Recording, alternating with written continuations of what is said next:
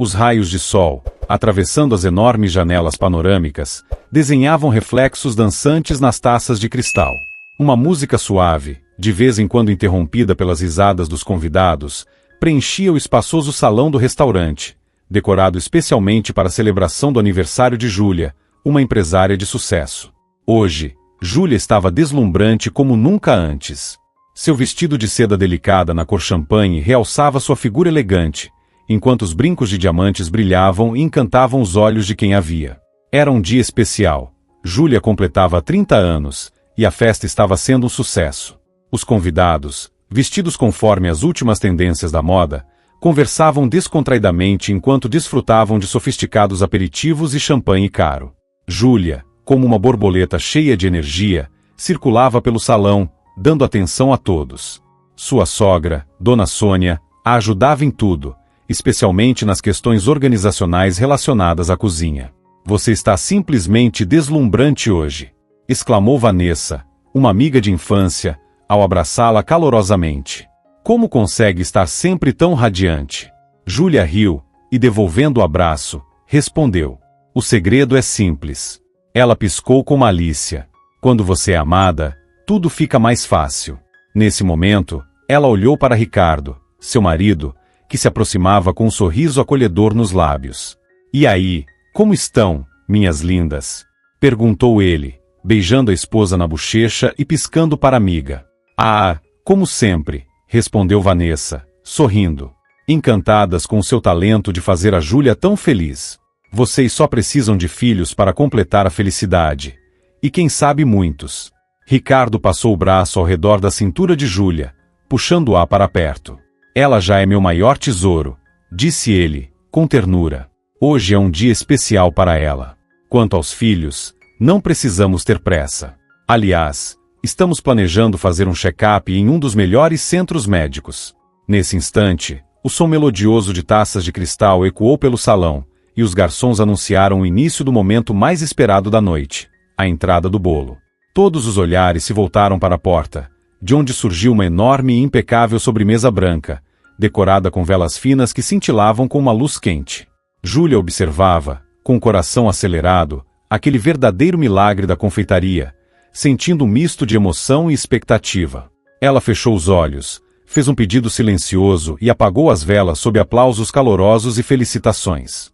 O doce ritual chegou ao fim, e parecia que a festa havia atingido seu auge. Os convidados começaram a se espalhar pelo salão. Alguns continuavam dançando ao som da música ao vivo, enquanto outros se acomodavam confortavelmente nas poltronas da área de descanso. "Bom, acho que é hora dos presentes", disse Ricardo, segurando a mão de Júlia e levando-a para o centro do salão, onde já estava montada uma pequena mesa. "Preparei uma surpresa especial para o seu aniversário. Sei que você não gosta de discursos longos, então vamos direto ao ponto." Ele fez um sinal para o garçom, que trouxe um envelope de papel amarrado com uma fita dourada. Júlia, curiosa, observava a cena, sentindo o coração disparar com a expectativa de algo único. Ricardo, com um sorriso enigmático, abriu o envelope e retirou um pedaço de papel dobrado ao meio. "O que é isso, querido?" perguntou Júlia, intrigada. "Isso é", começou Ricardo, desdobrando o papel, "um certificado para um salto individual de paraquedas." O salão do restaurante ficou em silêncio por alguns segundos, quebrado apenas por algumas exclamações surpresas de alguns convidados. Júlia, ainda em choque, olhava ora para o marido, ora para o fatídico certificado, sem entender o que estava acontecendo. "Salto de paraquedas", repetiu ela, incrédula. Ricardo concordou, e seus olhos brilhavam com entusiasmo incontido. "Sim, pensei que seria a experiência perfeita para você. Adrenalina, liberdade, voar. É como um conto de fadas." Júlia desviou o olhar para Vanessa, que naquele momento aplaudia animadamente. Os olhos da amiga brilhavam de entusiasmo. "Ricardo, que incrível!" exclamou Vanessa. "Que presente espetacular! Júlia, você simplesmente precisa experimentar isso. É tão incrível, tão diferente." Júlia olhava para eles, sentindo-se como uma personagem de uma cena absurda. Ricardo sabia muito bem que ela tinha medo de altura. E Júlia já havia dito várias vezes que até mesmo a roda gigante a deixava desconfortável. E agora? Um salto de paraquedas? Era simplesmente inconcebível.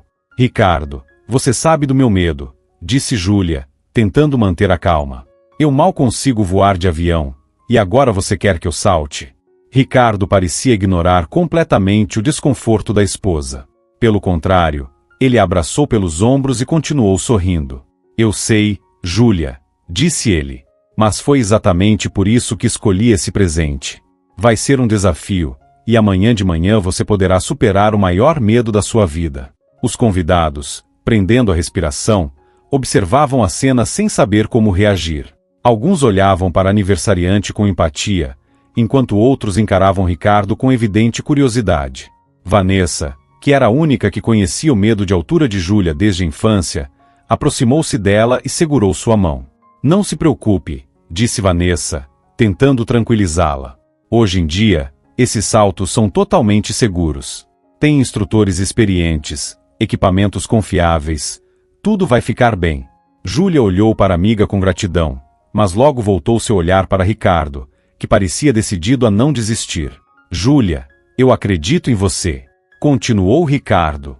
Sei que você vai conseguir. Vai ser uma experiência incrível, algo que você nunca vai esquecer. Pense nisso como uma aventura.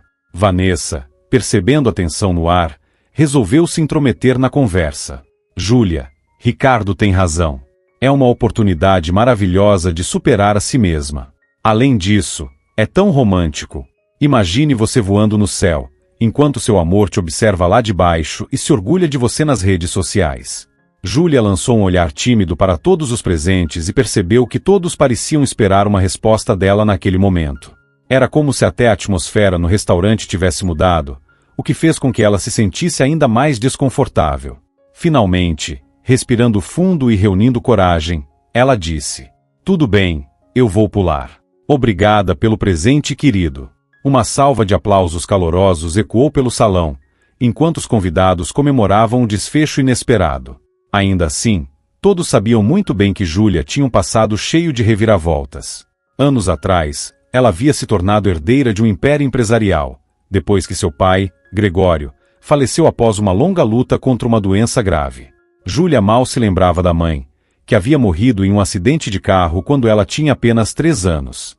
Durante esse tempo, várias mulheres passaram pela vida de Gregório, mas nenhuma delas chegou a assumir o papel de mãe para Júlia. O restante da noite de comemoração pareceu apressado e confuso. Talvez por conta da música ao vivo ou talvez porque a própria aniversariante já estava exausta, o que todos os presentes notaram. No caminho de volta para casa, no táxi, Júlia ficou em silêncio a maior parte do tempo, olhando pela janela. Mais um ano que passou, como o tempo voa, pensou.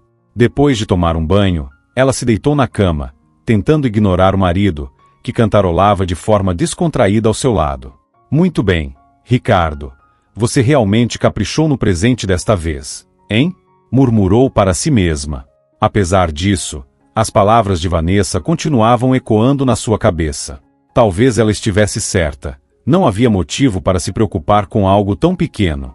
Talvez encarar o desafio fosse realmente uma boa ideia. Meu pai também gostava de aventuras, refletiu. Ele fazia mergulho, andava de bicicleta. Talvez seja minha vez de testar meus próprios limites. Depois de refletir durante a noite sobre o presente de Ricardo, Júlia decidiu encarar o desafio. Na manhã seguinte, enquanto estavam a caminho do aeroclube, ela recebeu uma ligação rápida de Vanessa desejando boa sorte. A estrada sinuosa passava por paisagens deslumbrantes, repletas de pinheiros altos e bosques de bétulas, mas Júlia mal notava, perdida em seus pensamentos. "E aí, como está o humor?" perguntou Ricardo, lançando-lhe um olhar curioso enquanto dirigia. "Um pouco nervosa", admitiu Júlia, tentando soar confiante. "Mas, ao mesmo tempo, acho que vai ser interessante. Eu sei que você vai arrasar." Ricardo apertou gentilmente a mão dela. "Estarei esperando por você aqui embaixo. E lembre-se, sorria quando estiver voando contra o vento." Poucos minutos depois, chegaram ao aeroclube. O local era simples, um pequeno prédio administrativo, um hangar e uma pista de decolagem. Apesar da aparência modesta, transmitia uma sensação de segurança.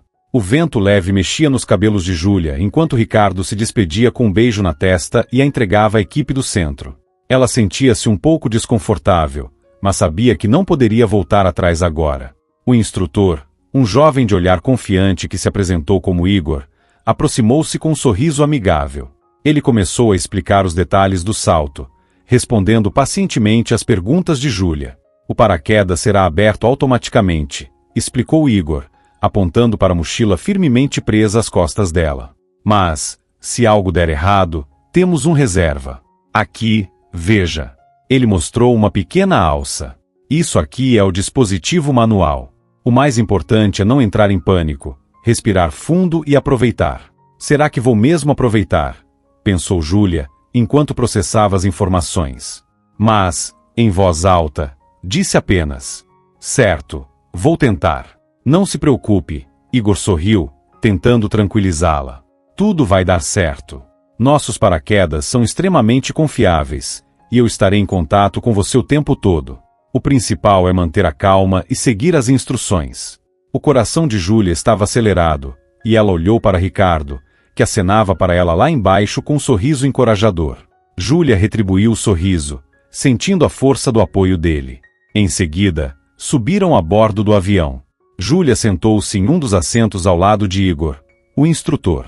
O motor do avião rugiu, fazendo o som vibrar em seus ouvidos, enquanto suas mãos apertavam o assento nervosamente. Finalmente, a aeronave se desprendeu suavemente do chão e começou a subir. Lá embaixo, um vasto tapete esmeralda de florestas e tons de azul do céu se estendia em todas as direções. É lindo, não é? Perguntou Igor, tentando acalmá-la. Incrível! Sussurrou Júlia. Nunca vi nada assim. Em breve, você verá isso de outra perspectiva, brincou Igor, sorrindo. De um ponto de vista completamente diferente. O avião continuava subindo, e o ar ficava cada vez mais rarefeito. Júlia começou a sentir uma leve tontura e olhou para Igor com certa apreensão. Estamos quase prontos para o salto, disse o instrutor. Está preparada? Júlia concordou, embora o nervosismo estivesse evidente em seu rosto. Quando a porta do avião foi aberta, um vento gelado bateu contra o rosto de Júlia. Ela olhou para baixo e sentiu a respiração travar. A terra parecia tão distante, tão pequena. Vamos lá. Este é o seu dia, e você vai se lembrar dele para sempre, disse Igor com um sorriso encorajador.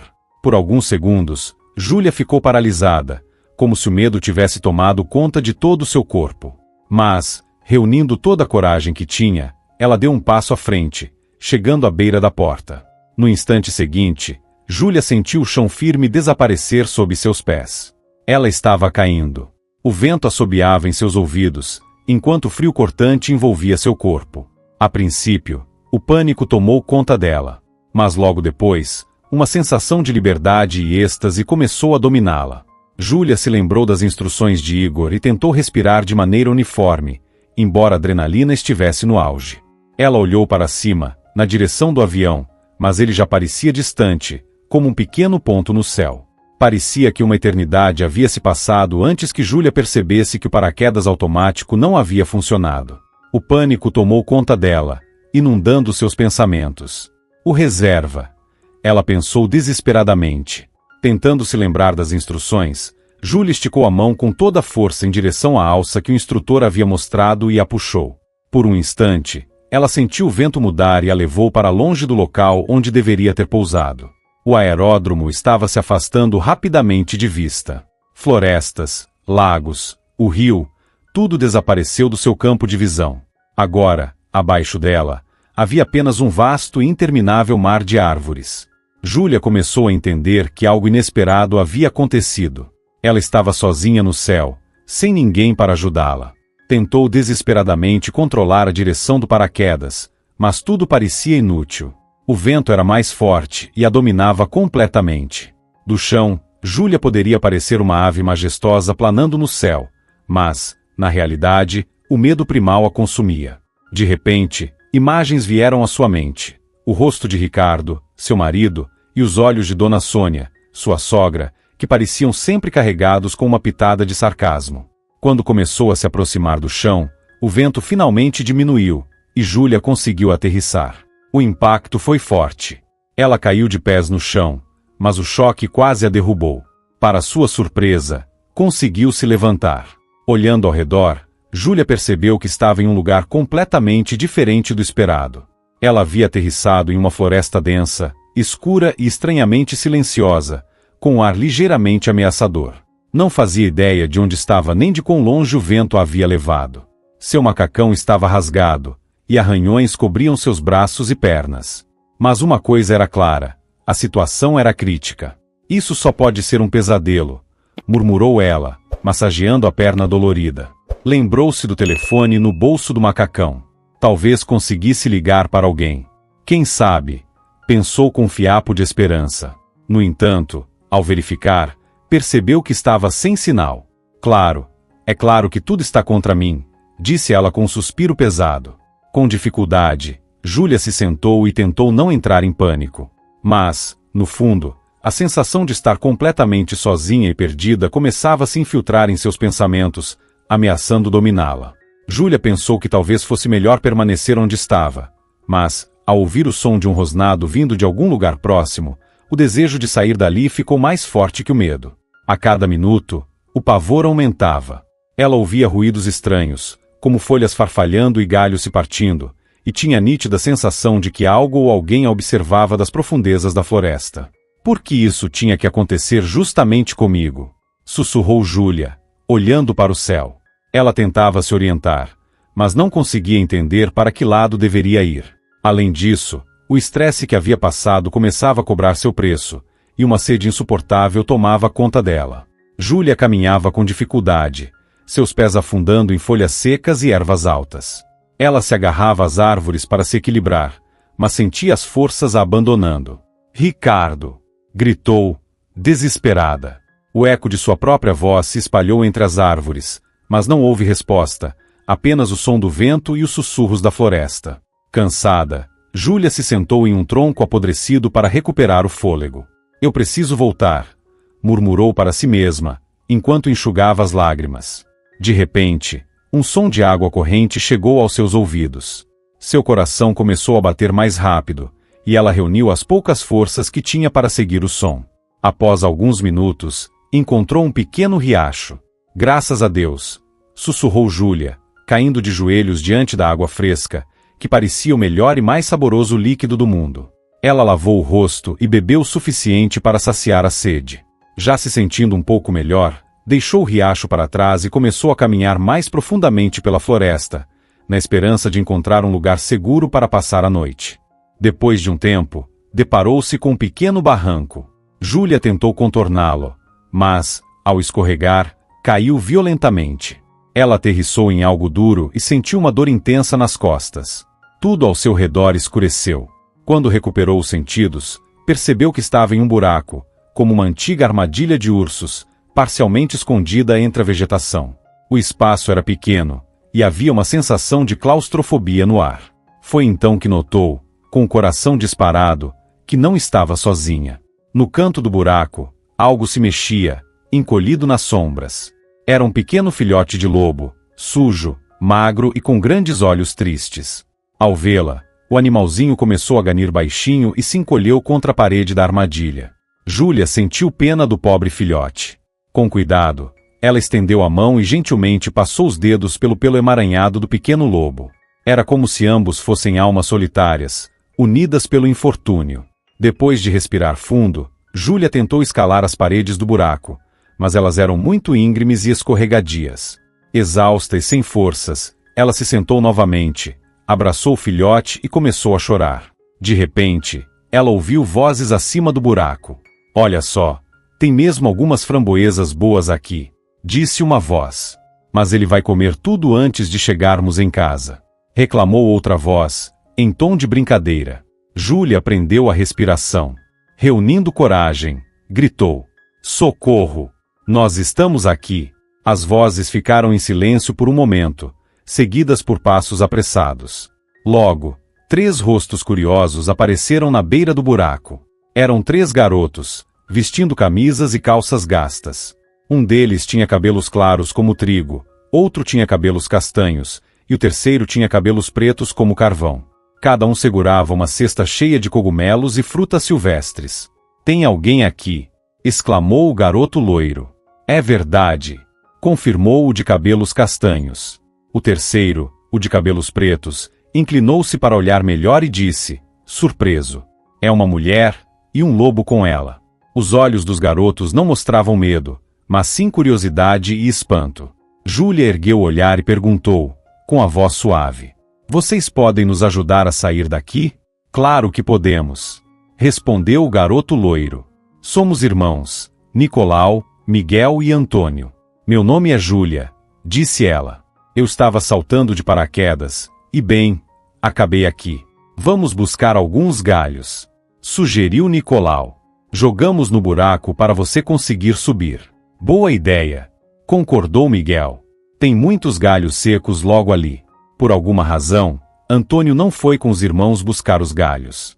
Ele ficou na beira do buraco, observando e tranquilizando Júlia. "Fique firme, a gente vai te ajudar logo."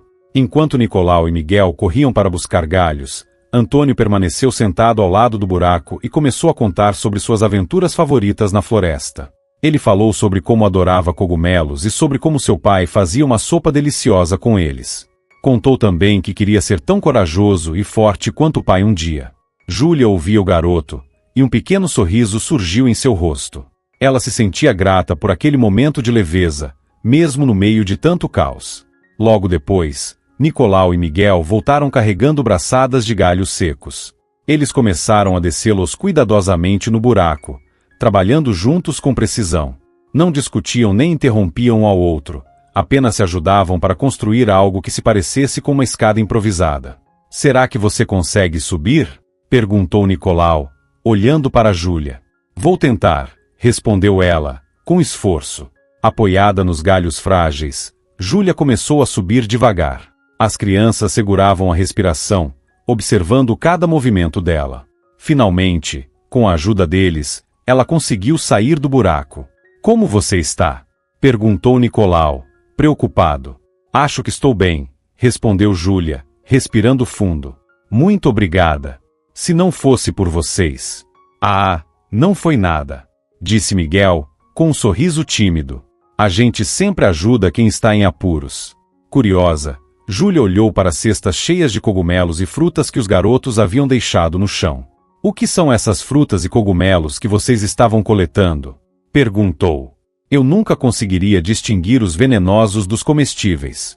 Nós ajudamos nosso pai a coletar ervas para ele conseguir ganhar a vida", explicou Antônio, sentado ao lado do buraco.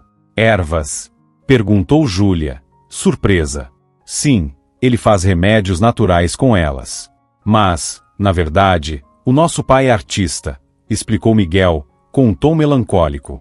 "Ele pinta quadros lindos, mas ninguém compra, então ele precisa ganhar dinheiro de outro jeito." "Papai é muito inteligente", acrescentou Nicolau, com orgulho. "Ele sabe fazer poções e remédios que curam de verdade." Enquanto os meninos falavam, Júlia percebeu o quanto admiravam o pai. A maneira como eles descreviam sua dedicação e habilidade deixou Júlia curiosa para conhecê-lo. A vida tranquila e pacífica da floresta começava a parecer encantadora para ela, tão distante do ritmo frenético da cidade. "Vamos levar você até nossa casa", sugeriu Nicolau. "Vai que você cai em outro buraco por aí. E o filhote de lobo também precisa de ajuda. Ele está muito fraquinho." Júlia deu de ombros, mas acabou concordando. Estava escurecendo, e ela não queria se perder de novo na floresta. Os garotos a conduziram por uma trilha estreita, conversando animadamente sobre as plantas, os animais e os sons da floresta. Júlia ouvia atentamente, interessada em cada detalhe que eles contavam. Logo chegaram a uma clareira onde havia uma cabana pequena, mas arrumada. Perto da entrada, um homem estava sentado em um banco, desenhando algo em um caderno. Ele parecia tão absorto no que fazia que nem notou a chegada deles. "Pai!" gritaram os meninos em coro. "Olha quem encontramos!" O homem levantou o olhar, surpreso, e viu Júlia. Ele parecia ter pouco mais de 30 anos, com olhos gentis e uma barba espessa que transmitia força e serenidade. "Essa é a tia Júlia", anunciou Nicolau, com orgulho. "Ela pulou de paraquedas, caiu em um buraco, e nós a salvamos." O homem arqueou as sobrancelhas, surpreso, mas rapidamente colocou o caderno de lado e se levantou para ajudar. Recuperando a compostura, o homem sorriu gentilmente e disse: Olá, meu nome é Paulo. Júlia, respondeu ela, ainda segurando o filhote de lobo nos braços, sem tirar os olhos do homem. E então, o que aconteceu com você? Perguntou ele, com um olhar curioso. Pelo que vejo, você não parece uma paraquedista experiente.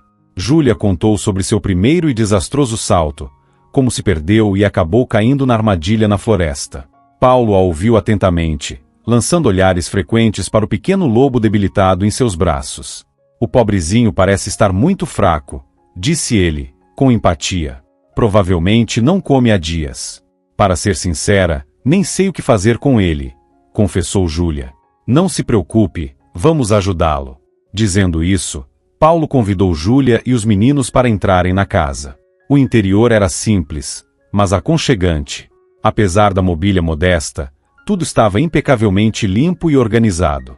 Nas prateleiras, frascos com ervas e raízes estavam cuidadosamente dispostos. Pelas paredes, aquarelas belíssimas retratavam paisagens de árvores e animais selvagens. Então você é realmente um artista? Perguntou Júlia, impressionada ao observar suas obras. Bom, pode-se dizer que sim. Paulo sorriu, um pouco envergonhado. Mas nunca tive uma formação acadêmica. E sem um diploma, fica difícil conseguir algo nessa área. Como pode ver, por aqui ninguém se interessa pelas minhas pinturas. Eu acho incrível, disse Júlia com sinceridade. Suas pinturas são tão cheias de vida. Os olhos de Paulo brilharam com gratidão. Obrigado. Fico feliz que pelo menos alguém goste delas. Enquanto conversavam, Paulo pegou uma tigela com leite e a colocou diante do filhote. O pequeno lobo imediatamente começou a lamber o líquido com voracidade, faminto. Júlia observava a cena, sentindo o peso do cansaço tomar conta de seu corpo. Você também deve estar faminta, disse Paulo, notando sua expressão exausta. Para ser honesta, sim, estou morrendo de fome. Então vamos resolver isso agora. Os garotos imediatamente se apressaram para ajudar o pai a preparar a comida. Em pouco tempo, um jantar simples, mas apetitoso, estava servido na mesa. Batatas cozidas com casca, peixe frito, pão caseiro e chá feito com frutas da floresta. Júlia se sentou à mesa, sentindo que, depois de tanto tempo de medo e incerteza, finalmente estava em um lugar seguro. Júlia se sentou em um banco de madeira ao lado da grande mesa, sentindo o calor reconfortante da lenha estalando no fogão. Cada pedaço da comida tinha um sabor especial, e ela saboreava a refeição com grande apetite.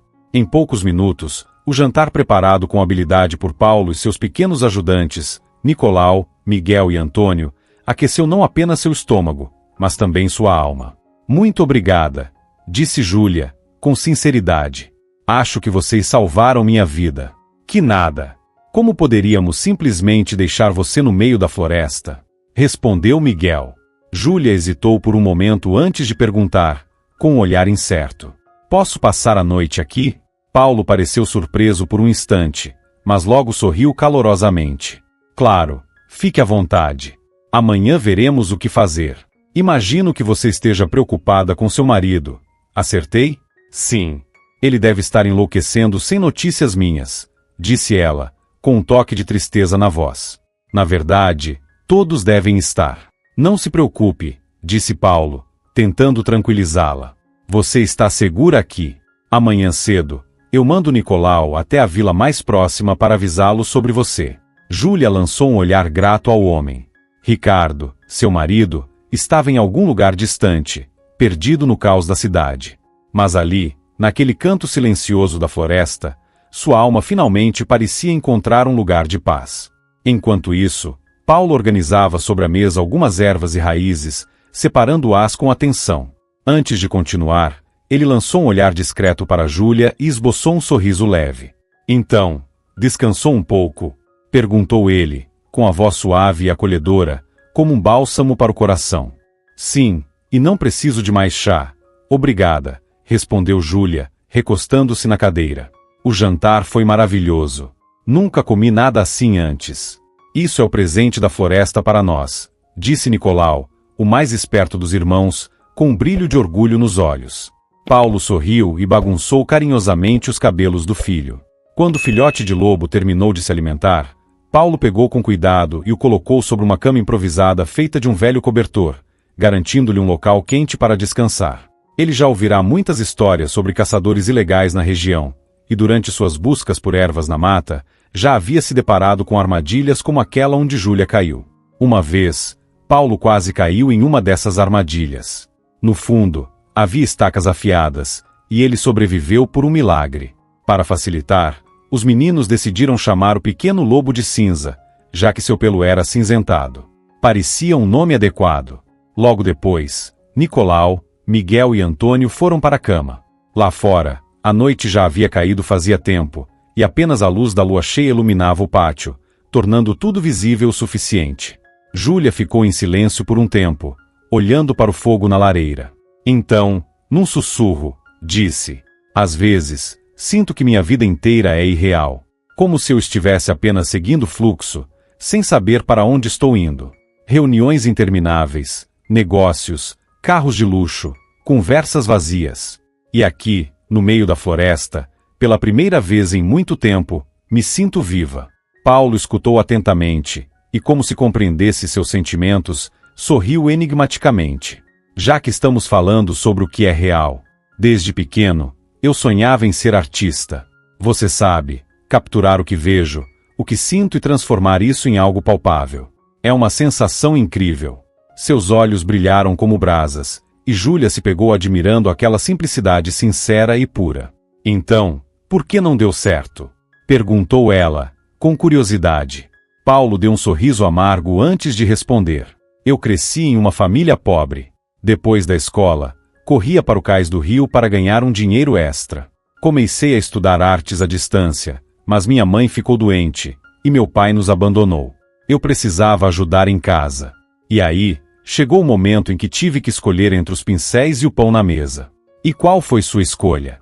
Júlia perguntou, já sabendo a resposta. "Escolhi o pão, como qualquer um teria feito no meu lugar. Mas não me arrependo. Aprendi muito. Sei como sobreviver em qualquer situação. Aprendi, por exemplo, a encontrar e usar ervas medicinais." Júlia inclinou levemente a cabeça. "E sua paixão por arte? Você abandonou de vez?" Paulo suspirou, pensativo. "Sonhos são como borboletas. Belos, leves. Mas nem sempre conseguimos capturá-los." Ele fez uma pausa, como se estivesse relembrando algo distante, e então continuou. "Uma vez, quando era adolescente, quase me afoguei no rio. Fui puxado pela correnteza forte depois de escorregar da margem." Júlia prendeu a respiração, sentindo a tensão na história. "Um homem me salvou naquele dia", disse Paulo, com a voz um pouco mais baixa. "Acho que o nome dele era Gregório." "Sim, era isso. Gregório me tirou da água." Júlia sentiu o coração parar por um instante. "Gregório? Que Gregório? Você lembra o sobrenome dele?" Paulo balançou a cabeça, desapontado. Não lembro. Na época, ele não falou muito sobre si mesmo. Acho que era médico ou algo assim, mas não tenho certeza. Eu era só um garoto e fiquei muito grato a ele. O que eu lembro bem é que ele parecia um homem bem de vida. Tinha um carro caro, roupas elegantes. Nadava como um verdadeiro profissional. Salvou minha vida com tanta facilidade que parecia coisa de filme. Mas depois foi embora, e nunca mais o vi." Júlia o encarava, sentindo como se algo dentro dela estivesse prestes a explodir. Sua mente se encheu de lembranças de infância. Seu pai. Ele havia lhe contado essa história tantas vezes. Ele sempre falava do dia em que salvou um menino da correnteza de um rio. Gregório Ferreira, um ex-cirurgião talentoso, que ainda na faculdade havia conquistado o título de mestre em natação. As lágrimas se acumularam nos olhos de Júlia. Ela ainda não conseguia acreditar. Seu pai tinha sido o homem que salvara Paulo.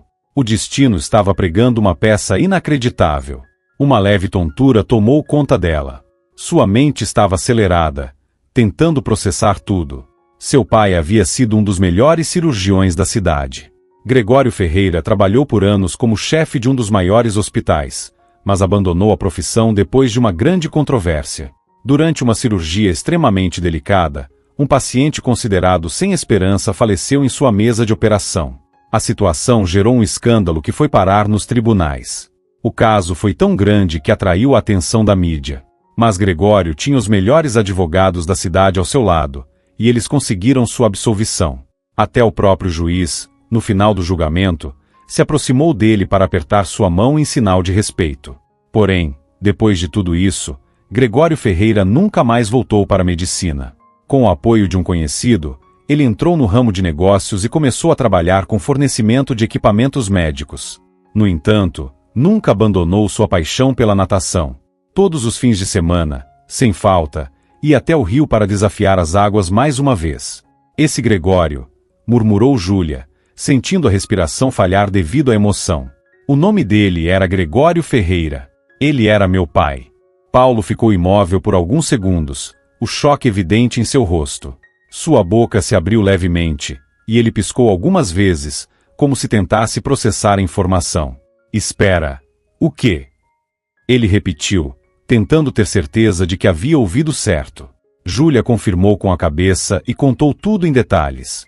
Isso é inacreditável, sussurrou Paulo. Então, o homem que me salvou, era o seu pai? Ele riu, balançando a cabeça. O mundo é mesmo pequeno. Júlia sorriu, ainda sentindo uma mistura de choque e nostalgia. Pois é. Quem diria que nossos caminhos se cruzariam assim? Eu nunca poderia imaginar, disse Paulo, pensativo. E pensar que você é filha dele. E olha só seus meninos. São incríveis. Te escutam como se você fosse uma espécie de mágica para eles. Paulo sorriu, mas havia uma sombra de tristeza em seu olhar. Ele se inclinou um pouco mais para perto de Júlia, e o cheiro das ervas que ele havia coletado durante o dia pairou no ar. Meus filhos são especiais, disse ele, em um tom mais baixo, olhando para Nicolau, Miguel e Antônio, que dormiam profundamente. Júlia franziu as sobrancelhas. Eles não são seus filhos biológicos. Paulo sorriu de leve, mas balançou a cabeça. Não. Eles são meus filhos, mas não de sangue. Júlia ficou em silêncio por um momento antes de perguntar, quase em um sussurro. Como isso aconteceu? Paulo suspirou profundamente. Seu olhar se perdeu no fogo da lareira, como se tentasse enxergar ecos do passado dançando entre as chamas. A noite está tão silenciosa. Acho que está na hora de contar tudo. Ele fez uma pausa, respirou fundo e continuou. Depois que seu pai me salvou, foi como se eu tivesse renascido. Eu ainda era um adolescente, mas entendi o valor de cada momento. O tempo passou rápido, e quando precisei largar a universidade porque não conseguia conciliar trabalho e estudo, voltei para minha paixão, a arte. Comecei a pintar com ainda mais dedicação. No começo, vendia minhas obras por quase nada. Depois, consegui um pouco mais de reconhecimento e fui melhorando de vida, mesmo que devagar. Uma lágrima escorreu silenciosa pelo rosto de Júlia. E então, apareceu Natália. Ele sorriu levemente, mas seu olhar se encheu de lembranças. Ela era professora em um orfanato. Nos conhecemos por acaso, quando fui até lá para doar algumas das minhas pinturas para as crianças. Nos apaixonamos quase de imediato. Era algo tão intenso que eu nunca tinha sentido antes. Pouco tempo depois, nos casamos e decidimos que queríamos ter uma família grande. Paulo fez uma pausa, e Júlia percebeu um aperto em sua voz antes de continuar. Mas havia um problema. Um obstáculo que colocava em risco nossa felicidade. Ele respirou fundo e apertou as mãos, como se revivesse aquele momento difícil. Natália não podia ter filhos. Problemas de saúde. Mas isso não nos desanimou. Decidimos dar amor para aqueles que mais precisavam, aqueles que haviam sido deixados para trás. Paulo se calou por um instante, e Júlia, querendo demonstrar apoio, pousou a mão suavemente sobre seu ombro. Foi assim que adotamos 3 meninos de uma vez, retomou ele, com a voz embargada. Nicolau, Miguel e Antônio. Nós os amamos desde o primeiro instante. Cuidamos deles como se fossem nossos, brincamos, educamos. Eu era genuinamente feliz. Mas, ao dizer essas palavras, sua voz tremeu. Essa felicidade, porém, não durou muito tempo. Os olhos de Paulo ficaram enevoados, e ele passou as mãos pelo rosto, como se tentasse afastar a dor. Natália ficou doente. No início, parecia só um resfriado comum. Mas logo os médicos diagnosticaram uma pneumonia grave. Lutaram por semanas para salvá-la, mas não conseguiram. Ele fechou os olhos com força, tentando conter a dor. Júlia apertou seu ombro com mais firmeza, permitindo que ele se entregasse ao sofrimento que parecia carregar sozinho por tanto tempo. Ela sentia sua dor. Sentia o peso do luto e a imensidão da perda que ele carregava. Naquele momento, eu quis acabar com tudo. Finalmente confessou Paulo, afastando as mãos do rosto. Ele olhou para o fogo, sua expressão carregada de dor e lembranças. Sem Natália, minha vida perdeu completamente o sentido. Eu não queria mais nada. Só queria que a dor parasse. Pensei, por um instante, que talvez o melhor fosse simplesmente dar um fim a tudo. Eu estava no fundo do poço. Ele respirou fundo e fechou os olhos por um instante. Mas então olhei para os meninos. Continuou, a voz embargada. Vi os olhinhos assustados deles, a maneira como me olhavam, esperando que eu fosse forte. Eles precisavam de mim. Como eu poderia abandoná-los? Júlia prendeu a respiração, ouvindo cada palavra. Foi aí que tomei minha decisão. Deixei tudo para trás e vim para a floresta. Tinha medo de que me tirassem a guarda deles e os mandassem de volta para o orfanato. Então, fiz o que achei que era certo. Júlia sorriu levemente e sussurrou. Você fez a melhor escolha. Ela olhou para os meninos, que dormiam tranquilamente, e seu coração se aqueceu. O amor que existia naquela casa era real. Era evidente como aqueles meninos adoravam Paulo e como ele se dedicava a eles. O silêncio pairou entre os dois por alguns instantes. Bom, já chega de histórias por hoje, suspirou Paulo, exausto. Você precisa descansar. Amanhã veremos como resolver sua situação. Aqui a comunicação é complicada. Celular quase não funciona, então teremos que encontrar um jeito de voltar à civilização. Júlia concordou, sentindo o cansaço pesar em seus ombros. Pouco depois, Paulo lhe preparou um lugar para dormir. Exausta depois de um dia tão intenso, ela se ajeitou melhor que pôde e logo adormeceu. No entanto, no meio da noite, um som suave a despertou. Ela abriu os olhos e viu Cinza, o filhote de lobo, ao lado de sua cama. Ele olhava para ela com um olhar tristonho e inseguro. O que foi, pequenino? Sussurrou Júlia, estendendo a mão. Está com medo de um lugar estranho? O filhote lambeu seus dedos e esfregou o focinho contra sua palma, buscando conforto. Júlia sorriu suavemente. De repente, percebeu que aquele pequeno e assustado animal não era tão diferente dela. Acho que nós dois precisamos de proteção. Pensou ela, fechando os olhos novamente. Mas, por mais que estivesse cansada, o sono não vinha. Será que Ricardo não conseguiu organizar um resgate o dia inteiro? Não acionou ninguém para procurar por mim? Nem ao menos chamou um helicóptero para sobrevoar a área. Isso é tão difícil assim? Ela suspirou, sentindo a frustração crescer. E minha sogra? Será que ela está satisfeita com a minha ausência? Talvez, para ela, eu estar perdida no meio da floresta seja até conveniente. Com esses pensamentos pesando sobre sua mente, Júlia permaneceu desperta, encarando a escuridão, enquanto o filhote adormecia ao seu lado. Júlia estava deitada na cama dura, coberta por um cobertor velho, lutando para pegar no sono. Ao seu lado, Cinza, o pequeno filhote de lobo, respirava tranquilamente. Ele estava longe de parecer um predador selvagem. Ainda era pequeno, mas, quando crescesse, mostraria sua verdadeira força. Enquanto tentava dormir, flashes do dia exaustivo misturavam-se a lembranças do passado. Um episódio em especial veio à sua mente, um momento que mudou sua vida para sempre. Naquele dia, o sol brilhava intensamente, refletindo nas janelas do ônibus. Mas, dentro do veículo lotado, o ar era abafado e pesado. Era hora do almoço, e Júlia, vestindo um casaco velho e um lenço simples cobrindo a cabeça, tentava passar despercebida. Seu coração batia acelerado, como o de um animal encurralado. Será que consigo me misturar à multidão assim? Ela se lembrou da conversa com Vanessa, sua amiga de infância. Tudo havia começado como uma brincadeira. Duvido que você consiga se vestir como uma mendiga, pegar um ônibus e passar despercebida. Desafiou Vanessa enquanto tomavam café em um restaurante sofisticado.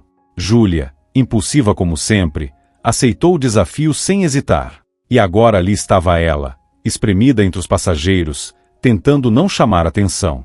As paradas iam passando, e o ônibus continuava cheio. Então, em uma das estações, um fiscal de transporte entrou. Seu olhar afiado percorria os passageiros, à procura de quem estivesse sem bilhete. Júlia abaixou a cabeça, torcendo para não ser notada. O problema era que, de acordo com as regras da aposta, ela não trazia nenhum dinheiro consigo. Mas o fiscal pareceu sentir sua hesitação. Ele parou bem na frente dela. Seu bilhete, por favor, disse, com uma voz firme e autoritária. Júlia congelou. Sem saber como reagir, murmurou baixinho.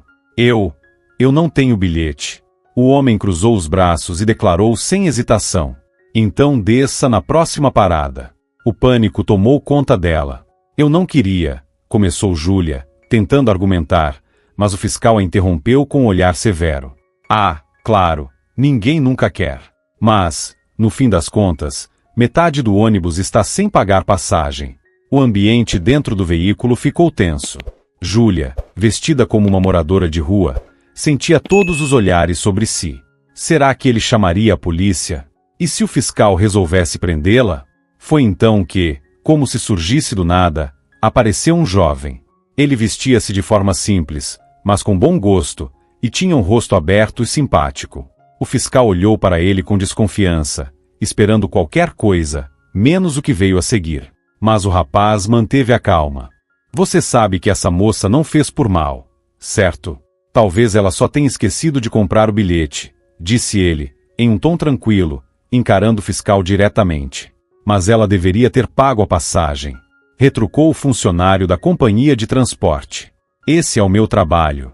Seu tom ainda era rígido, mas agora já não soava tão inflexível quanto antes.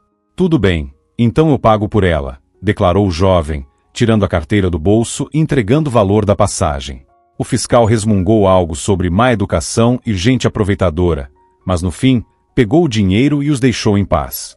Júlia, ainda atordoada com o que tinha acabado de acontecer, levantou os olhos para seu inesperado salvador. Obrigada, murmurou, sentindo as bochechas esquentarem de vergonha. Não foi nada. O rapaz sorriu. Meu nome é Ricardo. E o seu? Júlia, respondeu ela, sorrindo de volta. Foi assim que começou a história deles. Mais tarde, Júlia descobriria que Ricardo era um financista, trabalhando em uma empresa de grande sucesso. Mas, além disso, ele também era gentil, atencioso e cavalheiro. Logo, começaram a sair juntos. Passeavam em parques, visitavam exposições, iam ao cinema e a cafés. Você estava deslumbrante naquele seu casaco velho. Brincava ele, rindo. Júlia sempre ria dessas provocações. O fiscal do ônibus não pensou mesmo, retrucava ela. Mas, de qualquer forma, obrigada por ter me ajudado. Embora a culpa tenha sido toda da Vanessa. Ela adora me arrastar para essas loucuras. E você também me ajudou, respondeu Ricardo, sorrindo. Se não tivesse aceitado aquela aposta, talvez nunca tivéssemos nos conhecido. Alguns meses depois, Ricardo fez o pedido. Júlia, você quer se casar comigo? Perguntou ele, de forma um pouco inesperada. Os olhos dela se encheram de lágrimas de felicidade. Sim, respondeu ela, sorrindo. O casamento foi lindo e luxuoso. Júlia estava radiante, pois via Ricardo como o homem perfeito. Eles se mudaram para uma casa enorme, comprada ainda em vida por Gregório, seu pai. Fizeram uma reforma completa e transformaram o local em um verdadeiro lar. Apesar de se dedicar à filantropia e coordenar várias organizações voluntárias voltadas a orfanatos, Júlia também não abandonou sua carreira. Assumiu a direção da empresa de equipamentos médicos que pertencia ao pai, mantendo vivo o legado que ele havia construído. Ela suspirou profundamente ao lembrar-se de Ricardo. Mas agora, ali, sob aquele céu aberto cercada pela floresta, sentia-se de uma forma completamente diferente. Como se, de repente, tudo o que importava antes perdesse completamente o valor. Enquanto isso, em uma luxuosa mansão pertencente à família Ferreira, Ricardo servia champanhe em 2 taças. Dona Sônia, sua mãe, estava sentada à sua frente. Seus olhos estreitos brilhavam de forma predatória. Bem, Ricardo, meus parabéns. Ela suspirou teatralmente. Agora Júlia já deve estar nos céus. Sim, mãe, respondeu ele, sem disfarçar o tom de satisfação. Dona Sônia sorriu com orgulho. Você é um rapaz esperto. No começo, cheguei a pensar que realmente fosse se apaixonar por ela. Boa garota. Pena que não tinha o dinheiro daquela boba rica. Ricardo concordou, com um sorriso frio nos lábios. O melhor é que ela nem percebeu quando, um mês atrás, eu a convenci a fazer um seguro de vida. E adivinhe quem é o beneficiário? Ele tomou um gole de champanhe, saboreando a vitória. Como ela foi ingênua, disse Dona Sônia, revirando os olhos com desprezo. Rica, mas sem inteligência ou astúcia. Já poderia ter percebido há muito tempo que você nunca a amou. De repente, a porta da sala se abriu com um estrondo. Na entrada, estava Vanessa, uma loira esbelta, com um olhar gélido e determinado. Vanessa nunca foi uma verdadeira amiga de Júlia. Durante todo esse tempo, apenas fingiu ser. No fundo, a inveja consumia seu coração.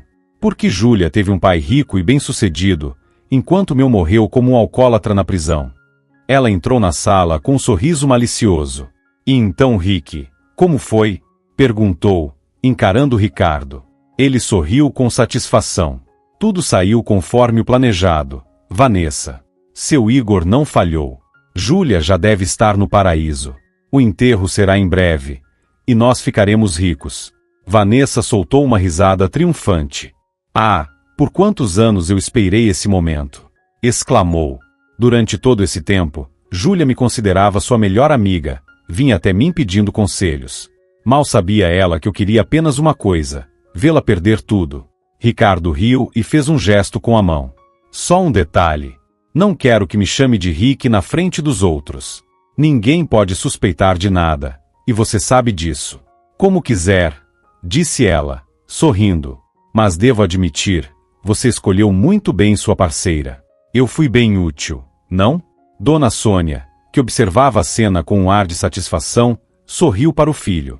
Se minha falecida esposa fosse um pouco mais esperta, teria percebido desde o começo que isso tudo era uma farsa. Mas Júlia sempre foi cega. Ela cruzou os braços e completou. Achava que tinha tudo, dinheiro, um marido fiel. Mas não via que você, Vanessa, já estava há tempos rondando seu homem. Vanessa riu, sem esconder o orgulho. Agora tudo vai mudar. Uma nova vida, novas oportunidades e muito dinheiro. Ricardo ergueu a taça de champanhe. Ao nosso futuro. Mas e o plano? O Igor fez o que precisava? Perguntou Vanessa, com um brilho de malícia nos olhos. Com certeza, confirmou Ricardo. Ele sabotou os 2 paraquedas. O reserva também. Vanessa soltou uma gargalhada. Igor é um tolo apaixonado. Faz tudo o que eu mando, e eu manipulo como quero. Dizendo isso, ela se aproximou de Ricardo e o beijou intensamente, sem se importar com a presença de Dona Sônia. A mãe, porém, parecia alheia à cena, concentrada em outro detalhe. E como organizaremos o enterro? Perguntou ela, voltando sua atenção ao filho. Ricardo tomou mais um gole do champanhe e sorriu. Já tenho tudo planejado, afirmou Ricardo, afastando-se de sua amante. Já entrei em contato com a agência funerária. Eles vão organizar tudo com o máximo de sofisticação. Encomendaremos uma lápide de granito preto, como fazem todas as famílias ricas. Assim, não levantamos suspeitas. Vanessa sorriu, satisfeita. Você é um mestre da encenação. Mas então, ela franziu a testa e perguntou, intrigada. Mas, sinceramente, o que você ganha com tudo isso? O rosto de Ricardo se contorceu de raiva. Seus punhos se fecharam com força. Como assim o que eu ganho? Você ainda pergunta? Você sabe de quem era o pai que morreu na mesa de cirurgia por culpa do pai dela? Quem foi que escapou impune, sem pagar pelo que fez? Sua voz saiu carregada de rancor. Eu passei quase 2 anos naquele maldito orfanato por causa dele. Enquanto isso, minha mãe estava internada em uma clínica, lutando contra a depressão. Ele respirou fundo, tentando conter sua fúria. E agora você me pergunta o que eu ganho? Eu e minha mãe planejamos isso há anos. Até mudamos de sobrenome para que ninguém suspeitasse. Mas uma coisa eu sempre soube, nunca perdoaria essa família pelo que fizeram ao meu pai. Nunca. Dona Sônia concordou, satisfeita com o ódio no olhar do filho. Muito bem. Agora, só precisamos garantir que ninguém desconfie. Ela olhou para Vanessa e sorriu, maquiavélica. E lembrem-se, lágrimas. Muitas lágrimas. Todo mundo precisa ver nossa tristeza. Vanessa riu e começou a bater palmas, debochada. Agora sim, isso está parecendo uma verdadeira peça de teatro. Após discutirem os últimos detalhes, os três brindaram ao sucesso do plano, rindo juntos. Nenhum deles cogitava a possibilidade de que as coisas poderiam sair do controle. Na manhã seguinte, Júlia despertou com o canto dos pássaros. O sol brilhava intensamente pela janela, iluminando o quarto de maneira acolhedora. Ela sentia-se muito melhor do que na noite anterior.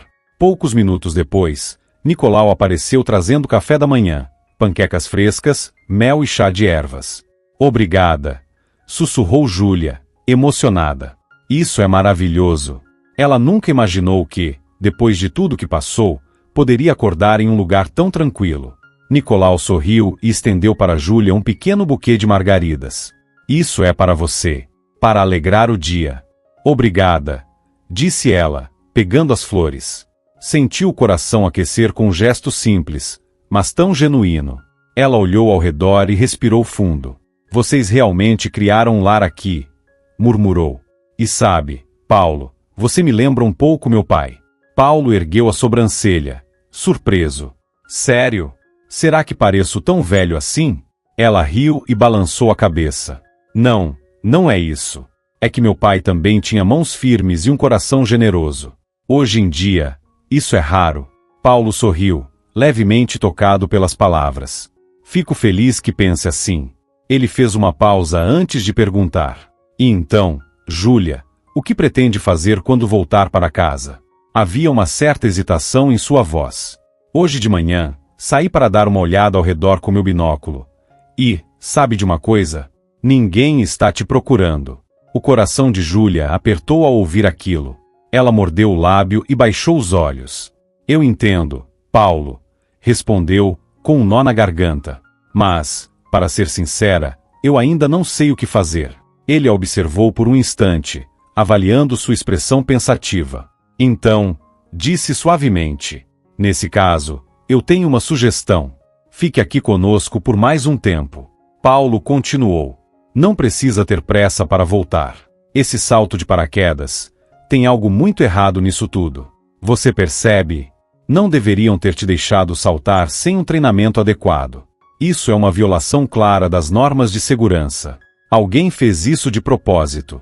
Ele fez uma pausa, como se estivesse organizando seus pensamentos, e então prosseguiu. Meu pai serviu nas tropas paraquedistas. Eles treinavam por semanas antes de fazerem um salto real. E você? Ganhou um simples certificado de presente e foi mandada saltar sozinha? Isso não faz sentido. Pelo que sei, no aeroclube, os primeiros saltos são sempre feitos em tandem, com um instrutor. As palavras de Paulo ecoaram na mente de Júlia. Talvez você tenha razão, murmurou ela, sentindo um arrepio. Talvez realmente seja melhor ficar aqui por enquanto. Mas, ao mesmo tempo, uma parte dela sentia um certo peso ao pensar em Ricardo. Se ele realmente se importasse, já teria me procurado. Depois do café da manhã, Nicolau, Miguel e Antônio, cheios de energia, saíram correndo da cabana, acompanhados pelo latido animado de Cinza, o filhote de lobo. Paulo, vestindo uma velha jaqueta, o seguiu logo depois. Júlia ficou para trás, olhando pela janela. Seus pensamentos vagaram até as palavras de Paulo sobre sua história, sobre sua falecida esposa, sobre como ele quase perdeu a esperança quando a perdeu. Ela observava as crianças brincando. O sol já estava alto, iluminando a copa das árvores e refletindo em pequenas ondas no rio ao longe. Nicolau, Miguel e Antônio corriam pela trilha da floresta, completamente livres, rindo despreocupados. Por um instante, Júlia sentiu algo que não conseguia explicar. Talvez estivesse mais segura ali do que jamais estivera em sua antiga vida. De repente, o coração de Júlia disparou. A poucos metros de onde as crianças brincavam, uma figura sombria apareceu entre as árvores. Paulo! Ela gritou, alarmada, enquanto saía correndo para fora da cabana. O homem usava uma jaqueta escura e botas de borracha lamacentas. Ele permanecia imóvel, parecendo não notar as crianças. Mas Cinza, o filhote de lobo, reagiu imediatamente. Ele parou, ficou alerta, e abaixando-se rente ao chão, soltou um rosnado baixo e ameaçador, mostrando os dentes. Deve ser só um colhedor de cogumelos, murmurou Paulo, mas seu tom não transmitia muita certeza. Os meninos também haviam parado e se entreolhavam, incertos sobre o que fazer. A tensão no ar aumentava a cada segundo. O que está acontecendo? Fale com clareza, exigiu Júlia, sentindo um nó se formar em seu estômago. O homem diante dela abaixou a cabeça, como se lutasse para encontrar as palavras certas. Eu precisava ter certeza. Certeza do quê? Júlia perguntou, sentindo um arrepio percorrer sua espinha. Ele respirou fundo antes de finalmente soltar. Certeza de que você estava morta. Júlia ficou sem ar. O homem diante dela era Igor, o instrutor de paraquedismo. Ele ergueu os olhos, sua expressão tomada pelo arrependimento. Eu juro que não sabia de tudo. Eles me usaram, disse ele, a voz carregada de angústia. Eu jamais teria aceitado se soubesse que queriam sua morte. As palavras dele pareciam ecoar na mente de Júlia, misturadas com os flashes do acidente. O que você está dizendo? Ela murmurou, sentindo o sangue fugir de seu rosto. Igor hesitou, como se estivesse reunindo coragem para falar. Júlia virou-se para os meninos, que observavam a cena de longe, assustados. Entrem na casa, agora, ordenou ela. E não toquem em nada. Os garotos trocaram olhares, mas, percebendo a seriedade na voz dela, obedeceram imediatamente e correram para dentro. Quando Júlia voltou a encarar Igor, seu peito subia e descia em uma respiração acelerada. Então, esse tempo todo você estava me procurando? Igor concordou, sua expressão carregada de culpa. Sim. Desde o momento em que tudo aconteceu, eu não consegui mais dormir, nem comer. Eu sabia que não podia simplesmente ficar parado. Ele apertou os punhos, como se tentasse conter a culpa e a angústia que o consumiam. Júlia sentiu um misto de fúria e incredulidade. Seu coração dizia que Igor falava a verdade, mas sua mente ainda se recusava a aceitar. Eu sabia que poderia ter te matado, murmurou Igor. Passei horas vagando pela floresta, procurando qualquer vestígio seu, qualquer coisa que me dissesse o que havia acontecido. Mas me perdi, acabei caindo em um pântano e só consegui sair com muito esforço. Júlia olhou para ele com mais atenção. Seu rosto estava abatido, as roupas sujas e os olhos carregados de arrependimento. Naquele instante, ela percebeu que Igor não era o vilão. Ele era apenas uma peça no jogo de alguém mais poderoso. Uma peça que, agora, havia recuperado a consciência. Vanessa, murmurou Júlia, sentindo um calafrio. Então foi ela quem planejou tudo? Ela queria minha morte. Igor concordou lentamente. Sim. Ela falava muito sobre o seu dinheiro. Dizia que você era uma riquinha mimada que teve tudo de mão beijada. Que ela merecia mais do que você. Júlia sentiu o estômago revirar. E Ricardo? O nome do marido saiu de seus lábios quase como um sussurro. Mas o impacto de pronunciá-lo foi como uma lâmina cortando seu peito. Igor permaneceu em silêncio. Ele abaixou a cabeça, evitando olhar nos olhos dela. Responda, exigiu Júlia, sentindo o coração martelar contra o peito. Eu preciso saber a verdade. Igor suspirou, derrotado. Muito provavelmente, sim, murmurou ele, quase sem voz. O ar pareceu desaparecer ao redor de Júlia. Vanessa disse que ele também tinha seus interesses. No começo, Ricardo parecia agir como se não soubesse de nada. Mas, eu vi os dois saindo juntos no dia do salto. Os olhos de Júlia se fecharam por um instante, e tudo finalmente fez sentido. A frieza do marido nos últimos meses. O presente repentino. O comportamento estranho de Dona Sônia, que parecia mais animada com o presente do que ela mesma. Todos sabiam. Todos estavam envolvidos. Ela sentiu um arrepio percorrer sua espinha. Foi por isso que minha sogra ficou tão feliz com o presente do meu marido. Ela já sabia como tudo terminaria. Júlia abriu os olhos lentamente e encarou Igor. Ela precisava tomar uma decisão. Júlia olhou diretamente nos olhos de Igor. Você tem que me ajudar. Ele concordou de imediato, sua voz carregada de desespero. Eu concordo. Farei tudo o que for preciso. Tudo mesmo? Questionou ela, analisando sua expressão. Sim, qualquer coisa. Júlia respirou fundo e manteve seu olhar fixo no dele. Você terá que contar tudo à polícia. Sobre Vanessa, sobre Ricardo, sobre o salto de paraquedas. Mas não agora. Primeiro, vamos deixar que esses dois aproveitem um pouco a vitória. Igor hesitou por um instante, mas então balançou a cabeça afirmativamente. Eu farei isso. Júlia concordou em silêncio, mas, em sua mente, uma promessa se formava. Ah, Vanessa, você ainda vai se arrepender de ter cruzado meu caminho.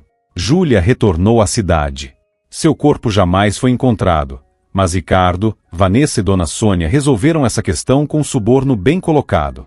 Alegaram que o resgate demorou a encontrá-la e que seu corpo teria sido levado pela correnteza de um rio. Assim, os trâmites legais avançaram rapidamente, e o velório foi marcado. Foi Igor quem lhe contou que, após sua morte, Ricardo e Vanessa já estavam morando juntos e planejavam oficializar a união logo após o enterro. No dia da cerimônia fúnebre, Júlia foi ao cemitério. Uma pequena multidão se reuniu ao redor da suposta sepultura.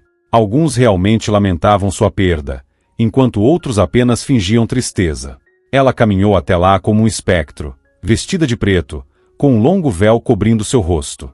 No exato momento em que Ricardo começou seu discurso emocionado ao lado do caixão vazio, tudo mudou drasticamente. Júlia ergueu lentamente a cabeça, virou-se para o marido, e sem hesitação, retirou o véu. O silêncio foi imediato. O choque congelou cada pessoa presente. Dona Sônia levou a mão à boca, pálida de terror. Vanessa ficou imóvel, seu rosto empalidecendo a cada segundo. E Ricardo? Ele apenas ficou ali, paralisado, como se tivesse visto um fantasma. Olá, Ricardo, disse Júlia, sua voz carregada de frieza e desprezo enquanto encarava o marido. Ele parecia ter visto um fantasma. Não esperava me ver assim, não é? Continuou ela. Pensou que eu estivesse morta? Que vocês finalmente tinham se livrado de mim? O silêncio que se seguiu foi intenso. Os olhares dos convidados estavam cheios de choque e confusão. Muitos começaram a murmurar, tentando entender o que estava acontecendo. Dona Sônia, Vanessa e Ricardo trocaram olhares aflitos. O horror estampado em seus rostos era inconfundível. Como isso é possível? Ricardo murmurou, sua voz rouca de pavor. Júlia cerrou os punhos, sua fúria finalmente vindo à tona. Eu que deveria fazer essa pergunta, gritou, seus olhos brilhando de indignação. Como você pôde fazer isso comigo, Ricardo? Como teve coragem? Ela então virou-se para Vanessa, que agora tentava se esconder atrás de Ricardo, como se aquilo pudesse protegê-la. E você, Vanessa, minha melhor amiga? Você era como uma irmã para mim. A mulher não conseguiu dizer uma única palavra. Seus olhos percorriam o cemitério, buscando desesperadamente uma rota de fuga, mas não havia para onde correr.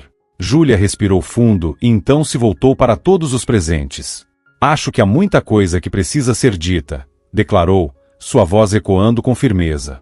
Mas não apenas para essas pessoas aqui. Acho que há alguém mais que precisa ouvir essa história. Foi então que a tensão se transformou em pânico. Ricardo, Vanessa e Dona Sônia começaram a olhar ao redor, o medo estampado em seus rostos. Eles perceberam, tarde demais, que haviam sido encurralados. O cemitério, estrategicamente afastado da cidade, havia sido discretamente cercado por policiais à paisana. Não havia escapatória. Ricardo e Vanessa trocaram olhares desesperados, mas sabiam que não havia mais nada que pudessem fazer. Eles haviam perdido. Ricardo, Vanessa e Dona Sônia tentaram negar tudo, mas no primeiro interrogatório acabaram se traindo e entregando um ao outro.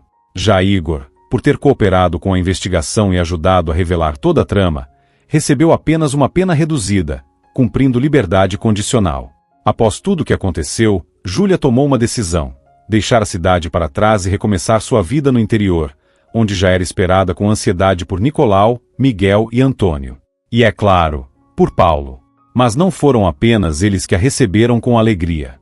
Quando ela se aproximou da entrada da floresta, Cinza, o pequeno lobo, surgiu correndo e deu uma patada no pneu do carro, como se estivesse anunciando sua chegada. Júlia sorriu, sentindo uma onda de gratidão. Ela agradeceu mentalmente ao destino por ter colocado em seu caminho pessoas tão boas. Meses depois, Júlia e Paulo se casaram. E finalmente, ela encontrou a verdadeira felicidade. Muito obrigado por acompanhar a história até o fim. Se você gostou, não esqueça de deixar seu apoio clicando no botão de curtir. Para você é só um clique, mas para mim, significa muito. Um grande abraço e nos vemos na próxima história.